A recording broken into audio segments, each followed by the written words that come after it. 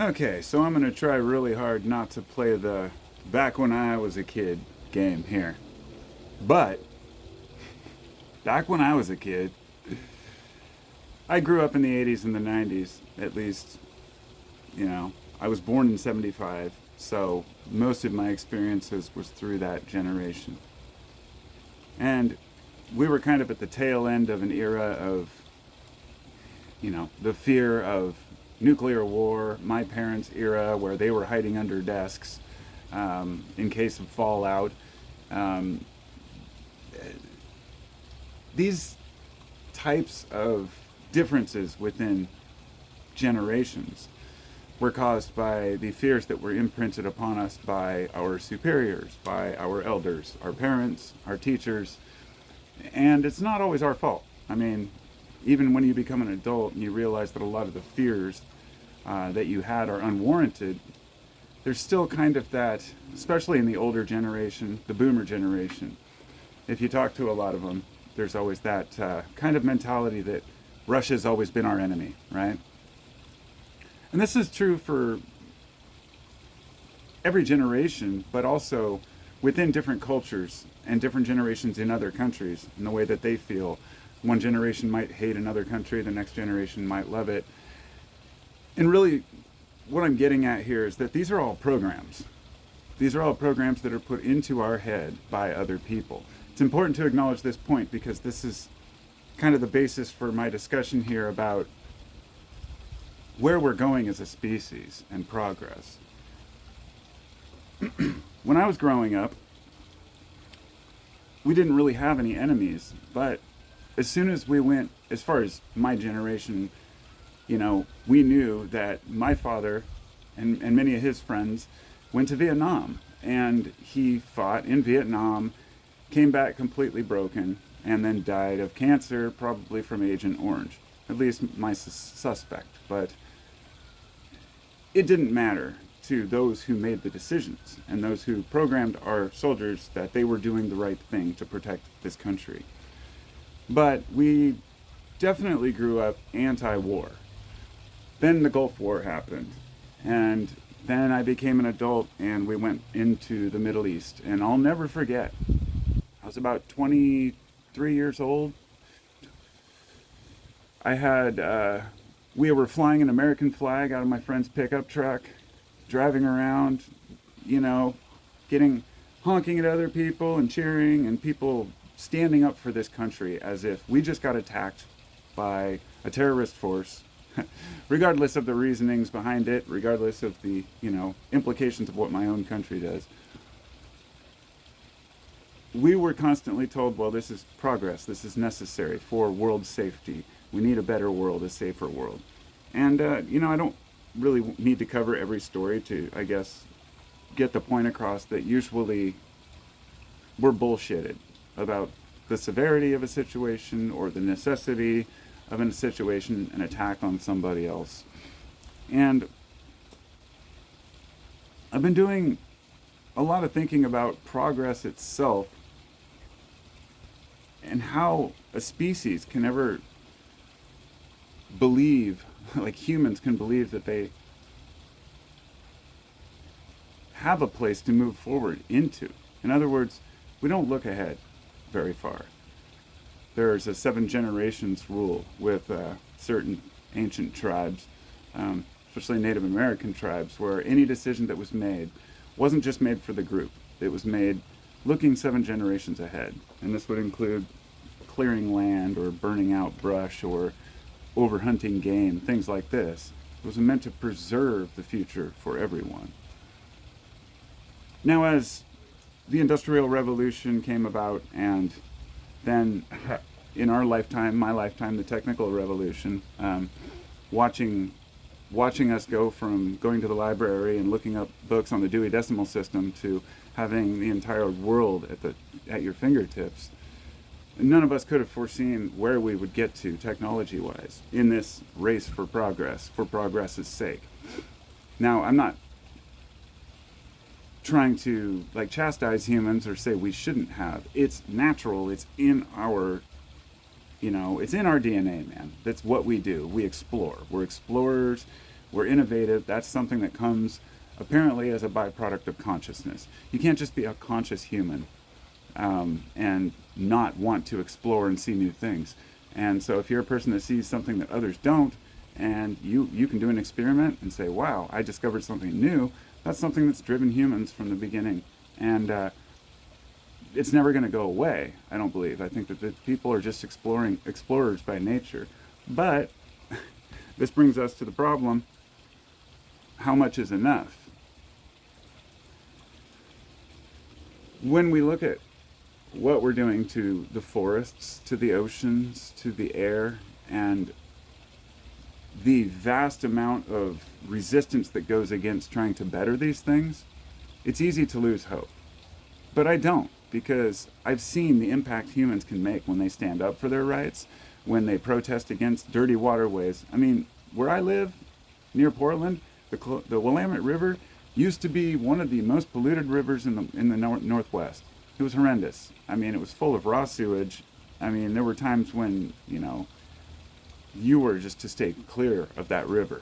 Even when I was a kid, because we still had what they called CSO. So during heavy storms, when the sewers can't handle it all, they do a combined sewage overflow, CSO, and it will run the sewage into the rivers as well. So for a few days after a heavy rain, you're not supposed to swim. Anyway, we've improved upon that. We've tried to better the systems.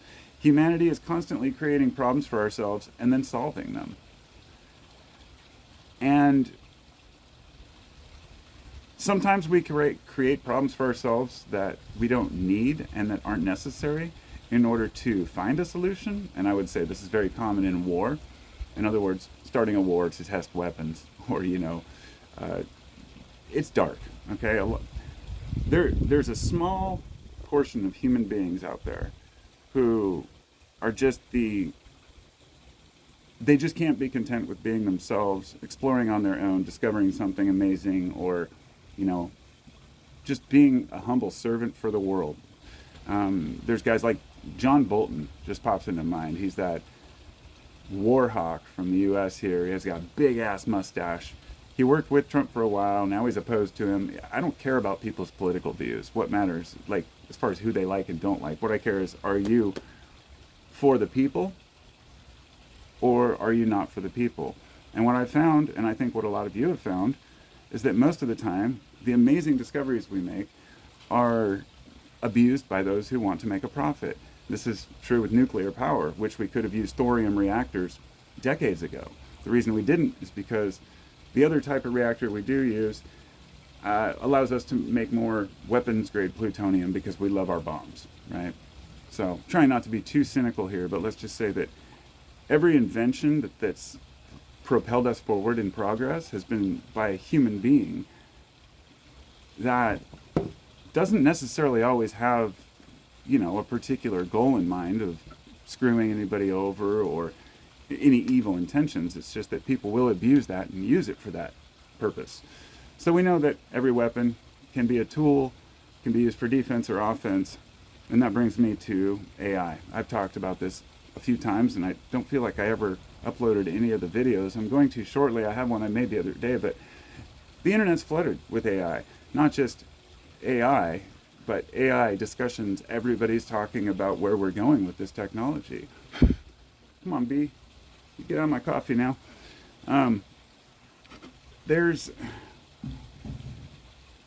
Let's just say about a year ago I talked about this, and I remember getting a lot of comments about how people are really overreacting to AI, and that, it's not that smart. The pictures and the videos are still horrible. And I just said, well, where do you think it's going to be in 6 months or a year? This is the thing. We have to look ahead. We have to realize and acknowledge that this is what's happening now. And so the reason why I brought all these other things that had happened, like wars and discoveries and scientific knowledge that we've acquired to get to this point, the significance of artificial intelligence, even if it's not, conscious, I don't care about the consciousness debate. It's never going to be provable one way or another, in my opinion. Because you can't prove to me that you're conscious, okay? There is no way to do so, except for me just assuming you are because you speak to me and you're an organic creature. But are computers conscious? I don't know, and I don't think it matters. I think what does matter, and this is the important point of why I brought up all the other shit before AI. Like I said, everything can have a good side and a bad side and be abused. When we talk about artificial intelligence, often people say, well, it might put us in danger because it might decide that we are a threat and eliminate us. This is the most common argument, right? Which is very possible. But to those who say that that's not likely, or that, it's not going to be actually conscious, it'll just be repeating what humans have done and it's trained on the humans and the algorithms, yes, that's my point. If you look at how humans really operate, it's not all, birthday cakes and roses. There's a lot of darkness out there. And some of the people who claim to make the most, quote, progress have been often the ones who have done the most destruction.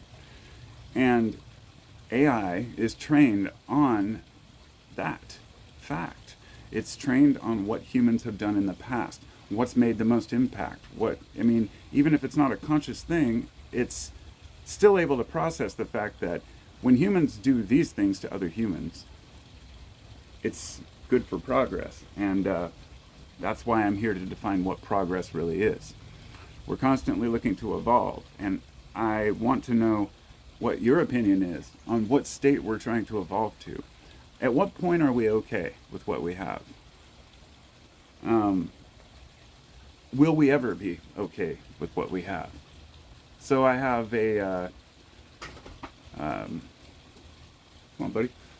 I gotta close the door real quick. So anyway, AI, under the right conditions, trained on the right topics, trained with the right understandings of what's good for people, could be one of the greatest breakthroughs ever. And I'm sure that there will be countless scientific discoveries and new medicines made. I can't even fathom, what the future will bring with using these, come on, buddy, go home. Having these amazing models that can learn pretty much anything we program into them and then react accordingly and do the things we ask them to do. I'm not one who uses AI very much. I did download DeepSeek when it came out, and let's just say when I have a question that's complicated that I don't want to sit and Google, that's the only time I'll do it. And so we're buying a house right now, and we had the inspection, and there were some things that needed to be fixed. And so instead of going and researching all the different processes and options, I just asked a very specific set of questions. Like in the case of, an inspection leading to things that need to be fixed, what are my options to recurring that cost through the, purchase? And it broke it down so succinctly for me. And that is what AI can do for us. It's an amazing tool. But the dark side is already rearing its ugly head. I'm afraid that you might not be able to trust half of the channels you see on YouTube anymore. Anytime you see something that's called like some Midnight Odyssey or Philosophy for You or Daily Awareness, and then it's just pictures with audio, these voices are very convincing, but they are AI.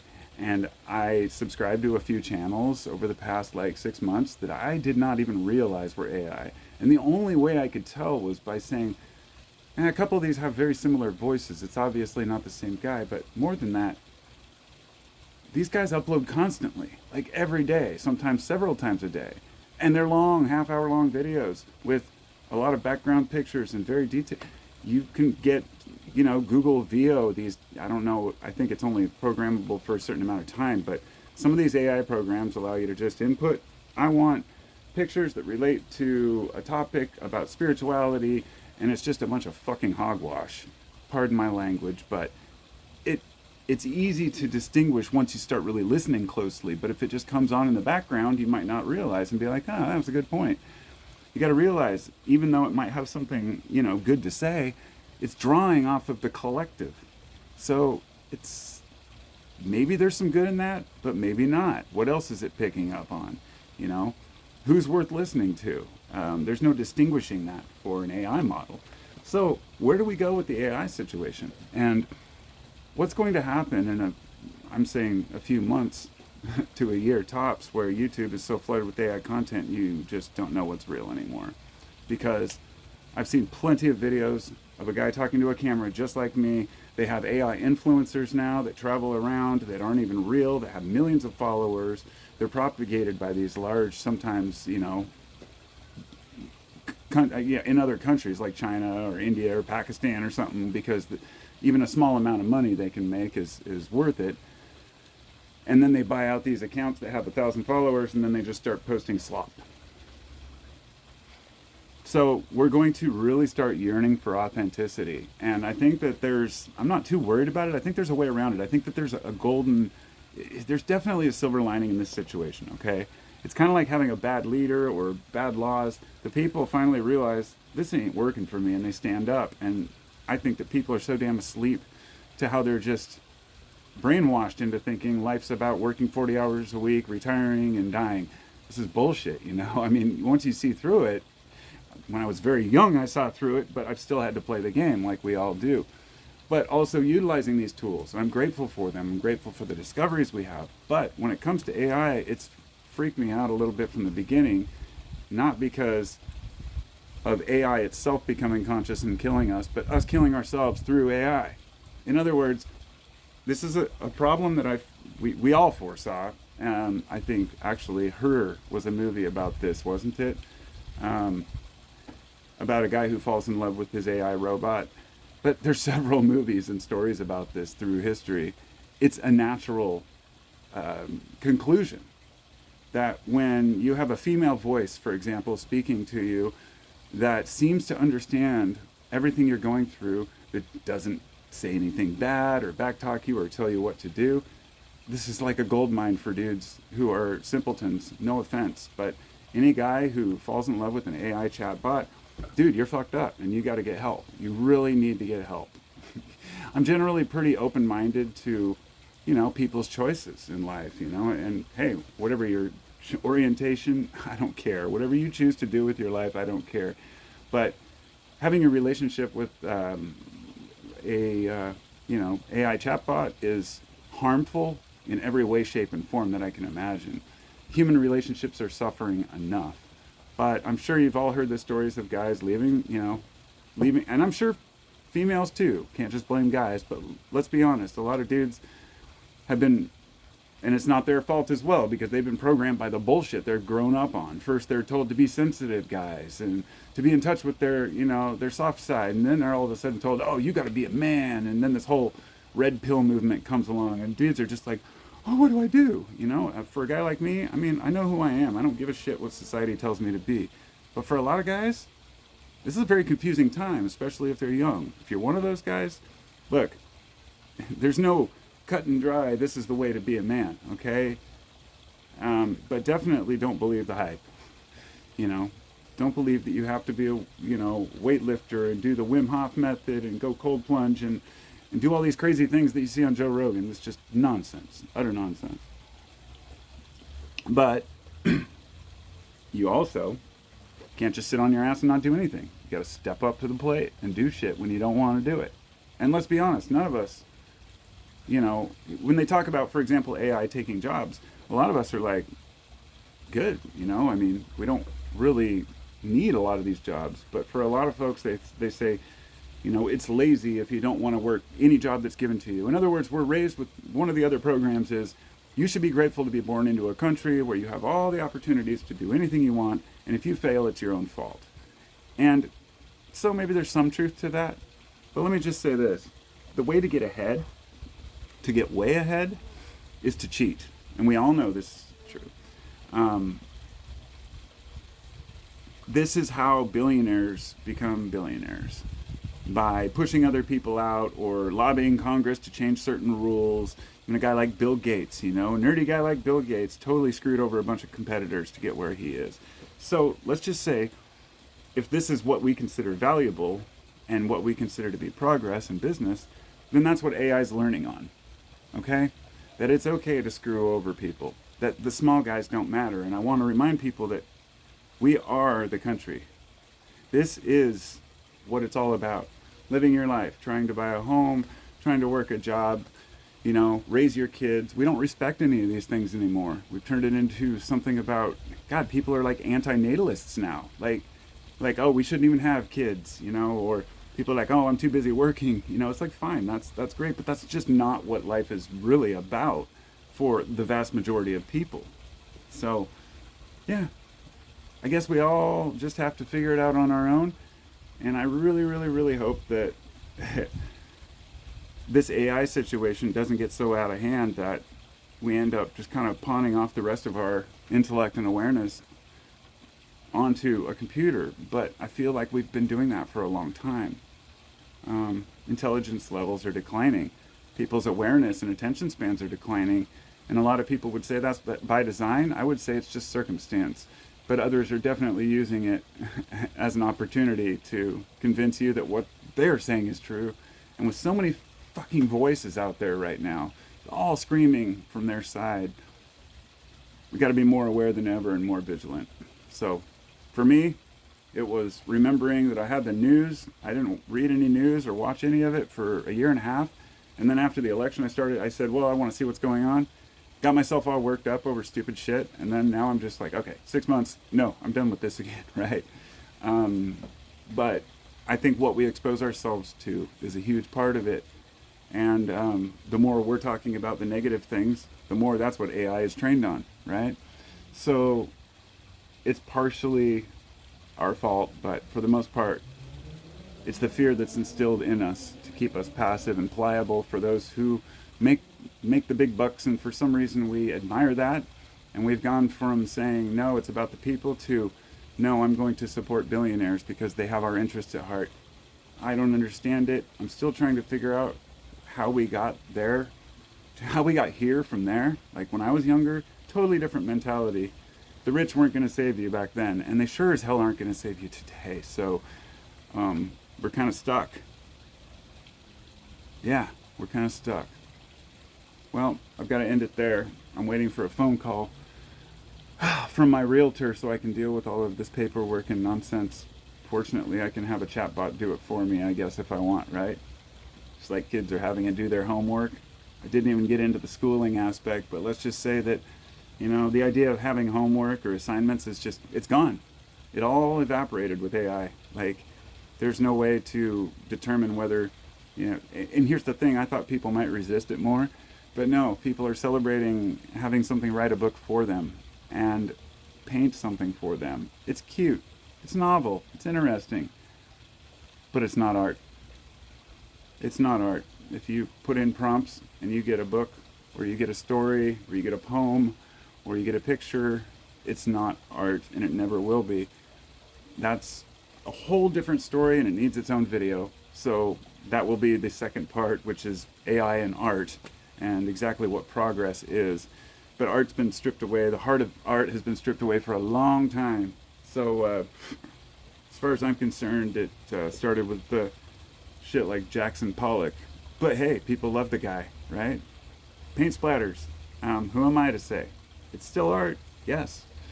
But today, you just push a few buttons, get the same thing, and people are calling that art. At least he was swinging the paint around, right? Anyway, more to come on that. Thanks for listening. Thank you to my subscribers. Thanks to my patrons. I don't usually say the end credit bullshit. I appreciate all of my patrons. If you want to subscribe to my Patreon, even for $1, you get extra content, different videos I post there sometimes. Also, check out my podcast called 15 Minute Free Thinking, if you haven't before. Beyond that, shit. Yeah, we got a lot to talk about coming up here. More to come. More to come. Oh, first I got to get the AI version of Carpo going. Kidding. I will never do that to you. Crazy world.